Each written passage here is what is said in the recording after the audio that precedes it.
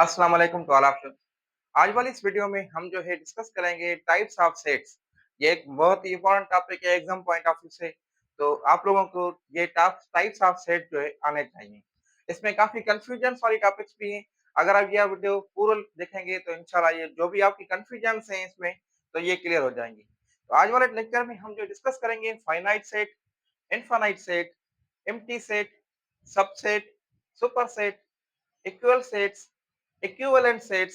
तकरीबन इक्वल और इक्विवेलेंट में जो है ना काफ़ी स्टूडेंट परेशान हो जाते हैं, तो ये भी आपकी जो है कन्फ्यूजन दूर हो जाएगी। देन प्रॉपर सेट है, इम्प्रॉपर सेट है, पावर सेट है और यूनिवर्सल सेट है। ये टॉपिक्स आपको जो है बेसिक मैथमेटिक्स अगर आप जो है मैथमेटिक्स का बुक जो है क्लास 10 की निकालें या क्लास 8 की निकालेंगे तो उसमें ये चीज़ें आपको जो है वहाँ पे भी डिटेल में मिल जाएँगी। तो सबसे पहले अगर बात करें फाइनाइट सेट की, तो फाइनाइट सेट वो सेट्स होते हैं जिनको हम काउंट कर सकें। काउंटेबल सेट्स होते हैं जिसमें जो मेंबर्स होते हैं वो काउंटेबल होते हैं। अगर मैं एग्जांपल दे दूं इसके, तो जैसे सपोज करें ए है, ए सेट जो है 1 2 3 4, तो ये मैं कह सकता हूं कि ये फाइनाइट सेट है।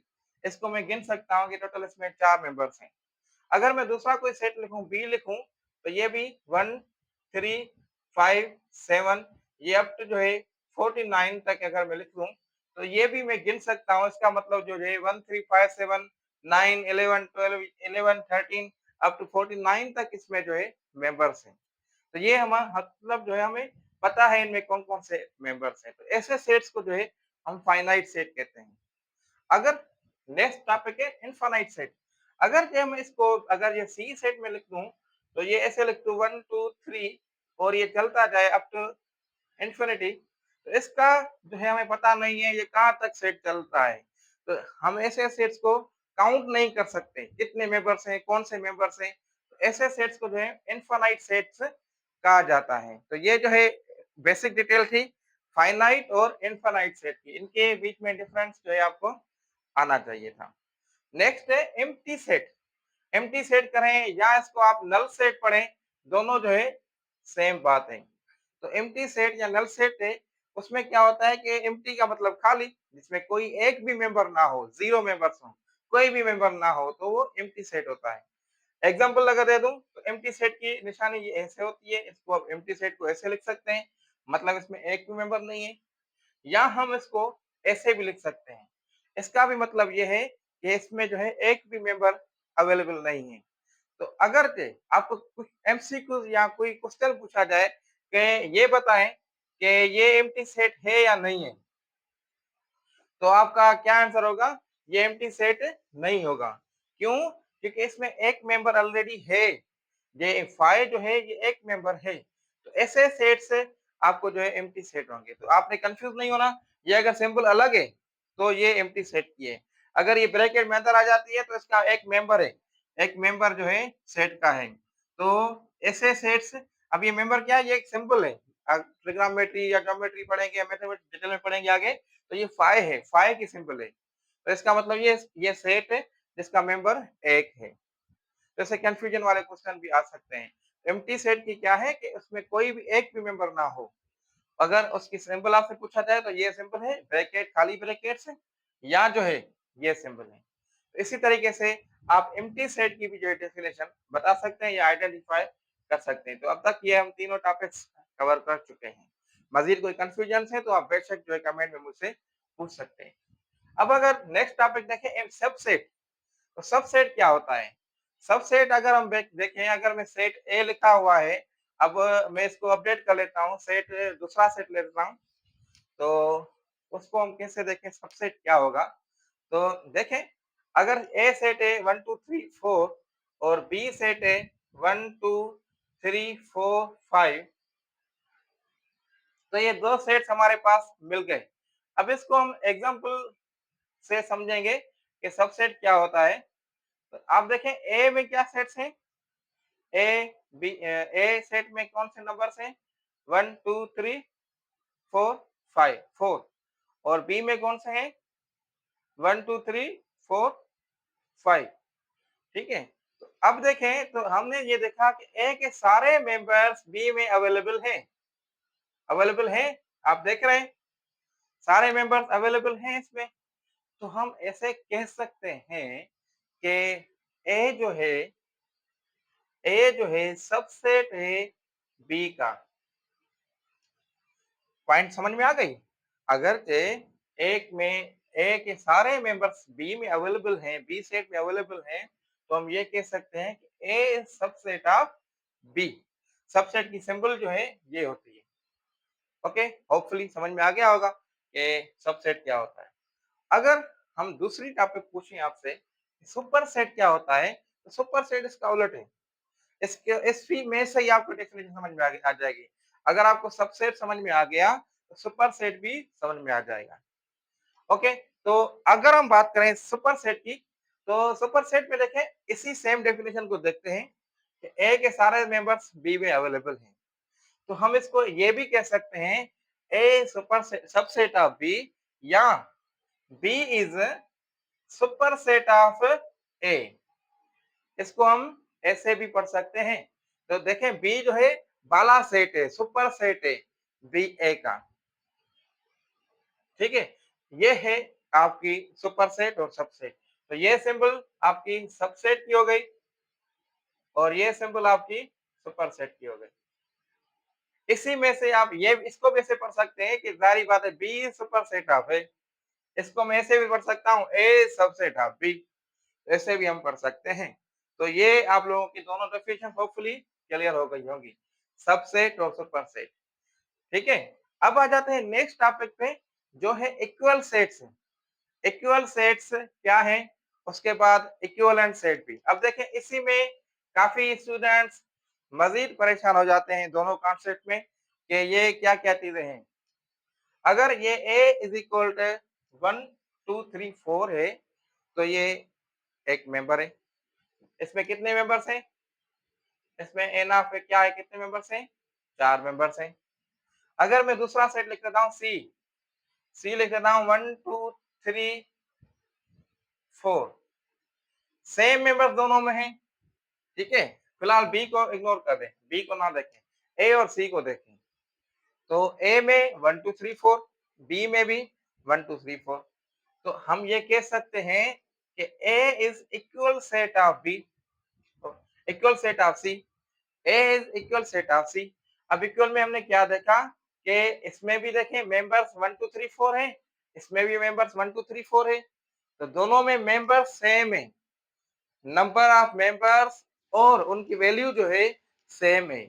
मेंबर्स अगर सेम होंगे तो वो इक्वल होते हैं। आ रही बात समझ में कि a is equal 1 2 3 4, c is equal 1 2 3 4। तो ये दोनों के मेंबर सेम है, तो मतलब जो है ये इक्वल सेट है। अब इक्विवेलेंट सेट देखते हैं। इक्विवेलेंट सेट में क्या होता है कि नंबर ऑफ एलिमेंट सेम होने चाहिए, नंबर ऑफ मेंबर्स सेम होने चाहिए, बेशक उनकी वैल्यू अलग हो, नंबर ऑफ मेंबर्स उनमें सेम हो। अब इसको बी को मैं क्या करता हूँ, बी को चेंज कर लेता हूँ थोड़ा। बी को मैं लिख देता हूँ 2 4 5 6। ठीक है, अब हमने देखा कि ए 1 2 3 4, बी जो है 2 4 5 6। इसमें कितने मेंबर्स हैं?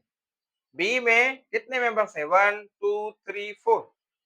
तो इसमें मेंबर्स में क्या कितने हैं? एन ऑफ बी अगर रखें तो वो 4 है। इसमें कितने मेंबर्स हैं? 4 हैं। तो नंबर ऑफ मेंबर की बात कर रहे हैं, वैल्यू कोई भी हो, नंबर ऑफ मेंबर्स अगर सेम है तो उसको क्या कहेंगे? हम इक्विवेलेंट सेट कहेंगे। तो हम ये कह सकते हैं a and b are equivalent. Equivalent, equal नहीं है, ये इक्विवेलेंट है। ये आपने पॉइंट नोट करनी है। ये काफी स्टूडेंट्स को परेशान करती है चीजें, इक्वल और इक्विवेलेंट में क्या क्या फर्क है। ठीक है, तो ये ए और बी, इसको हम ऐसे लिख सकते हैं, इसकी सिंपल अगर देखें तो ये इक्विवेलेंट ऐसे होती है। अगर मैं ना लिखूं तो वर्ड में सिंपल में लिख देता हूँ। ठीक है, ए इज इक्विवेलेंट टू बी। अब इसी तरीके से बी और सी देखें तो बी में भी 4 मेंबर्स हैं, सी में भी 4 मेंबर्स हैं, सी इज इक्विवेलेंट टू बी, ऐसे भी हम कह सकते हैं। तो होपफुली आपको इक्वल और इक्विवेलेंट का फर्क समझ में आ गया होगा। अगर मैं दूसरा एग्जांपल करता हूं, मैं इसको रिमूव कर लेता हूं और नेक्स्ट कोई एग्जांपल आप लोगों को समझाने के लिए देखता हूं। सारा चीज चेंज कर लेता हूं मैं। अब आप लोगों का ये जो है दिमाग लगाना है कि क्या आंसर जो है इनका करेक्ट होगा। अब देखिए ए सेट में लिखता हूँ 1 3 5 7 और बी लिखता हूँ 2 4 5 6। ओके, तो अब इनको देखें तो ये ए इसमें कितने मेंबर्स हैं? 1 2 3 4। इसमें कितने मेंबर्स हैं? 1 2 3 4, 4 मेंबर्स हैं। नंबर ऑफ मेंबर्स सेम है, क्वांटिटी सेम है, तो हम कह सकते हैं कि ए इज इक्विवेलेंट बी। लेकिन ये इक्वल नहीं है, इक्वल देखिए नहीं है। इक्वल में क्या होता है कि वैल्यू भी सेम होनी चाहिए। क्लियर हो गई?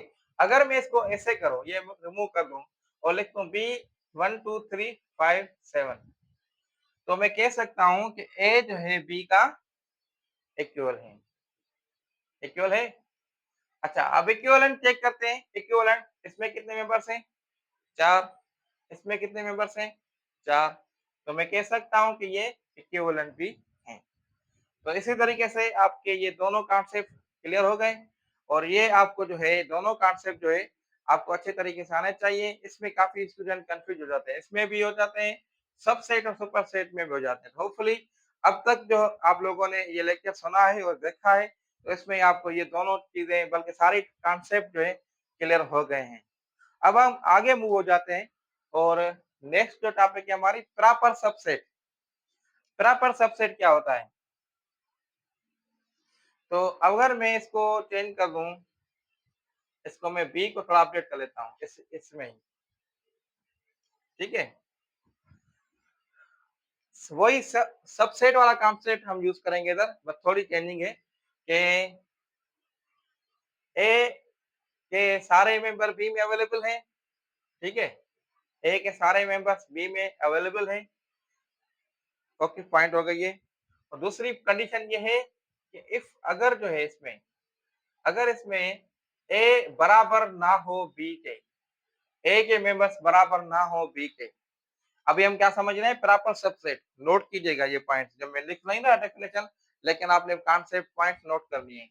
प्रॉपर सबसेट में क्या है कि ए के सारे मेंबर्स बी में अवेलेबल हैं और ए बी के बराबर नहीं है, तो हम कह सकते हैं कि A is proper subset of B.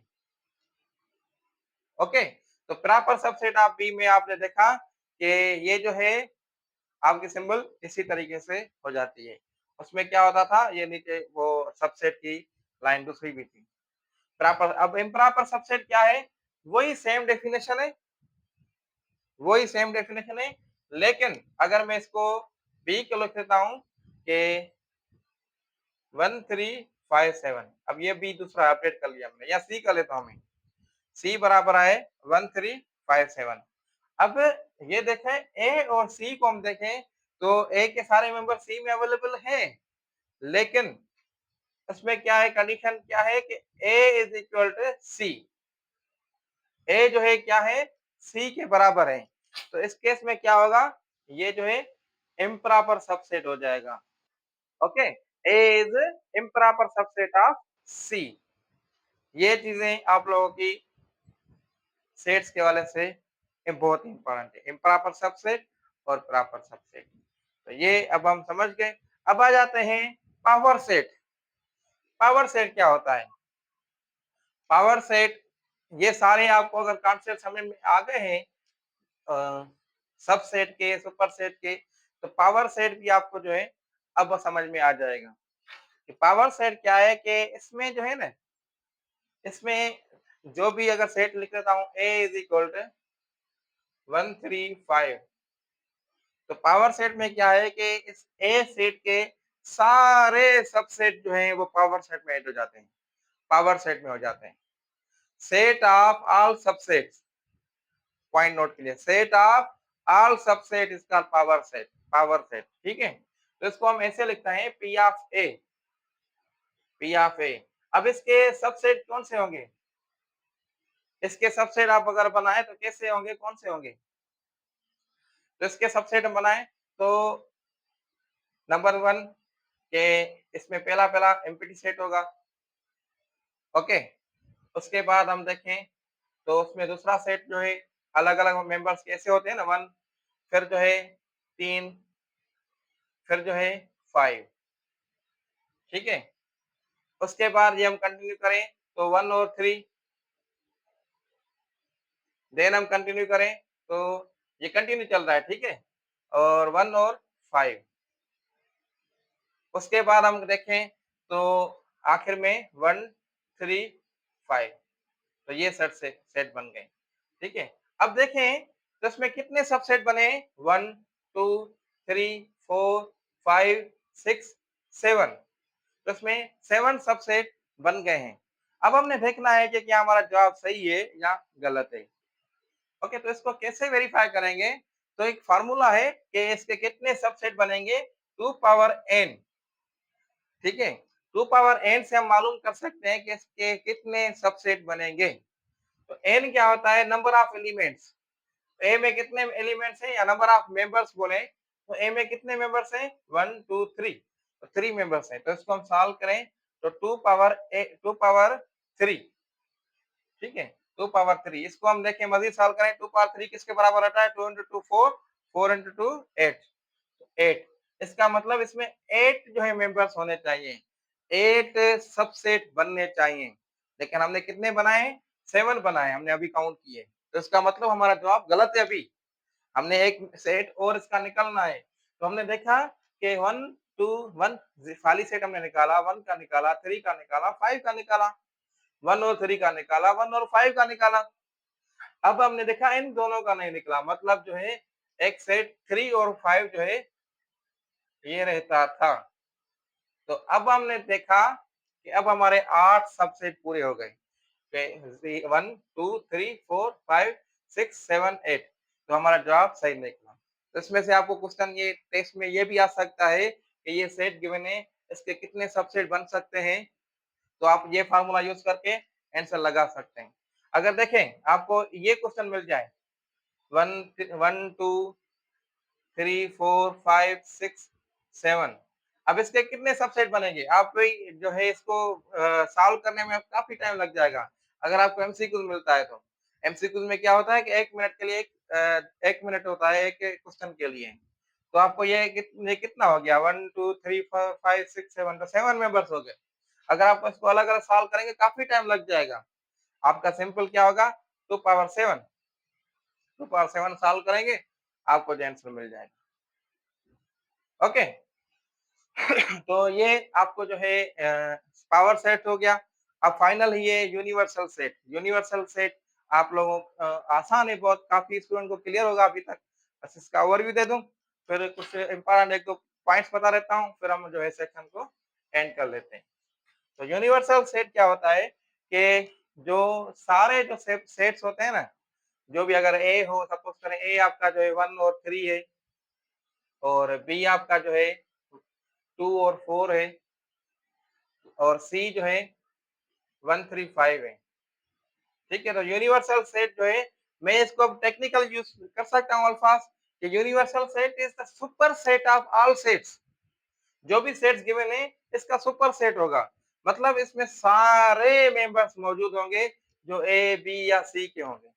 तो यूनिवर्सल सेट इसका क्या होगा? 1, 2, 3, 4, 5, तो हम देखें तो ये सारे सेट्स अवेलेबल हैं।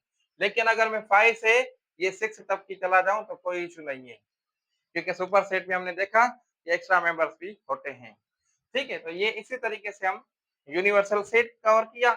यूनिवर्सल सेट को हमेशा यू से डिनोट किया जाता है। ये थी बहुत ही इंपॉर्टेंट टॉपिक्स सेट्स के वाले से, जो टाइप्स ऑफ सेट है। अगर आपको ये वीडियो पसंद आई है तो इसको जरूर लाइक करें और कमेंट में मुझे जरूर बता दें, ताकि मैं आप लोगों के लिए ऐसी वीडियोस बनाता रहूं। इंशाल्लाह नेक्स्ट वीडियो में साथ रहेंगे। तब तक के लिए अल्लाह हाफिज एंड टेक केयर।